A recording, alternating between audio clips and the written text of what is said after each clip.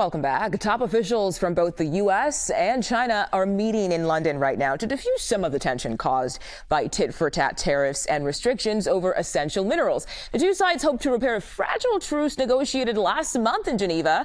That deal led to a major rollback in tariffs for 90 days, but quickly took a turn after China refused to give up its control over rare earth minerals. President Trump held a phone call with Chinese President Xi Jinping on Thursday to talk about details of a potential new deal. Trump said on social media that the call, quote, resulted in a very positive conclusion for both countries. There should no longer be any questions, respecting the complexity of rare earth products. Kevin Hassett expanded on that during an interview with CNBC this morning. Take a listen. And so really the purpose of the meeting today is to make sure that they're serious, but to literally get handshakes from Scott and Howard and Jameson, our three lead trade negotiators, and get this thing behind us. You expect this to bear fruit? You're not expecting? Yes, I expect it to be a short meeting with a big, strong handshake, and we'll see. But that's what we're expecting. Our expectation is that after the handshake, then immediately after the handshake, any export controls from the U.S. will be eased, and the rare earths will be released in volume, and then we can go back to negotiating smaller matters.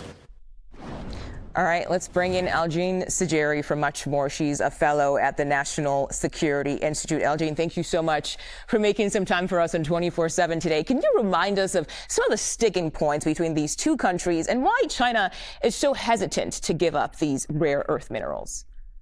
Well, the sticking point really is the rare earth minerals when it comes to the U.S. side. From the Chinese side, they're looking to see an easing of export controls on semiconductors and other technologies. It's really hard to imagine that there will be a quick handshake. All of these issues will be resolved. We have only 3 weeks in the 90-day period. And it's going to be interesting to see, because China knows and now fully understands that its control of rare earths is critically important to the United States, and they're going to be hard pressed to release that leverage. And so I think they want to use that to really get the U.S. to roll back some of this rhetoric around students and international students. I think they're going to want to see an easing in the export controls, as I said. But this is going to be a hard pressed conversation on rare earths. And I'm curious as to how that suddenly became the focus, because, this all started out with President Trump saying, China is unfair when it comes to trade. And now we're talking about rare earth minerals. So how did we even get to this point?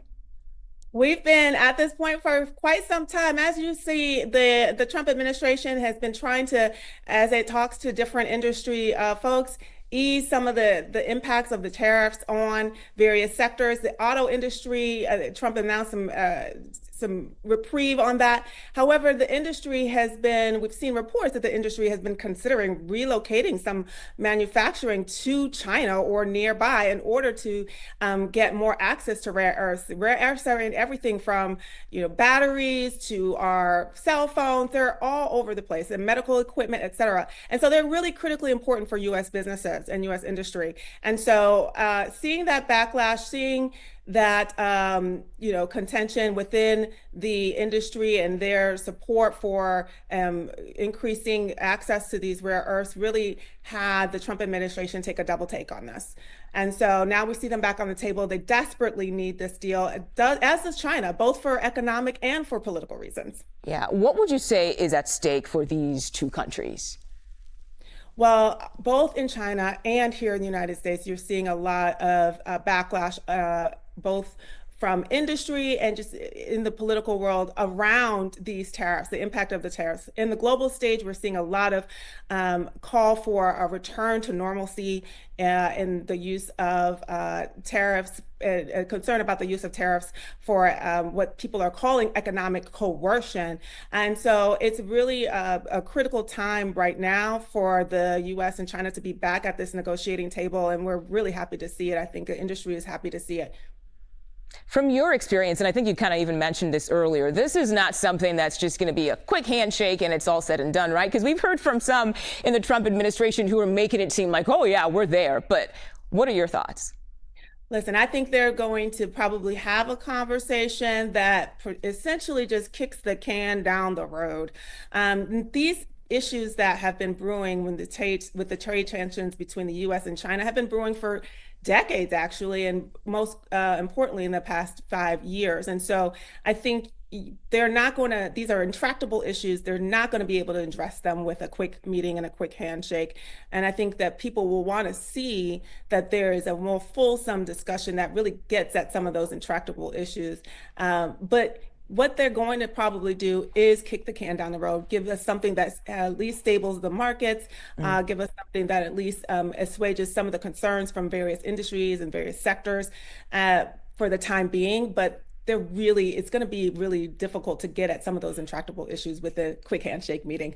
Yeah, definitely. Algene Sajery, I love your name, by the way, and thank you so much for your insight and joining us on 24/7 today.